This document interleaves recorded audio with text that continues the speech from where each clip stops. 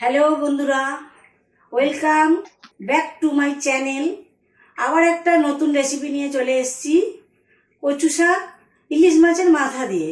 এর জন্য যে উপকরণগুলো লাগছে, নুন, হলুদ, কাঁচা লঙ্কা, কালো জিরে, কচু শাক তো আছেই, আর ইলিশ মাছের মাথা আমি ভেজে রেখেছি। মাথাটা যে ভেজে রেখেছি সেই তেলটা সামান্য রয়েছে, সেই তেলটা দিয়েই কচু শাকটা হবে। ছাড়ছি কালো জিরে, কাঁচা লঙ্কা দিলাম দুটো, পরিমাণ মতো হলুদ দিচ্ছি, আর স্বাদ মতো নুন দিচ্ছি। মশলাগুলো নেড়ে চেড়ে এবার কচু শাকটা দিয়ে দেবো, সেদ্ধ করা কচু শাকটা দিয়ে দেবো। একটু নেড়ে চেড়ে চাপা দিয়ে দেবো। যে যেরকম ঝাল খাবেন সেই সেরকম দিয়ে নেবেন লঙ্কা। কচু শাক সেদ্ধ করার সময় নুন দিয়েই রেখেছিলাম। কচু শাক মোটামুটি আমার হয়ে গেছে সেদ্ধ, আমার সেদ্ধ করাই ছিল।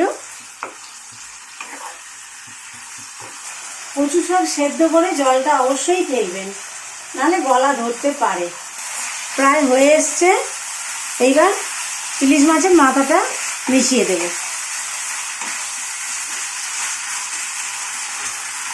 মিশিয়ে দিলাম, এবার একটু হতে দেব। মাছের মাথাগুলো একটু ভেঙে ভেঙে দিয়ে একটুখানি সিমে চাপা দিয়ে রাখবো।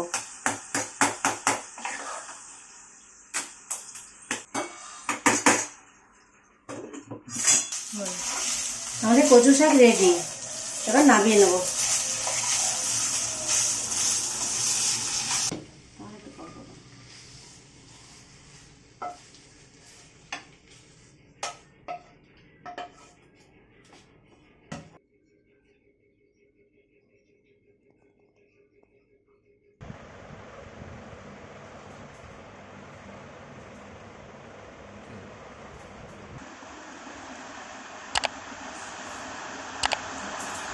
কেমন লাগলো খেতে? দারুণ।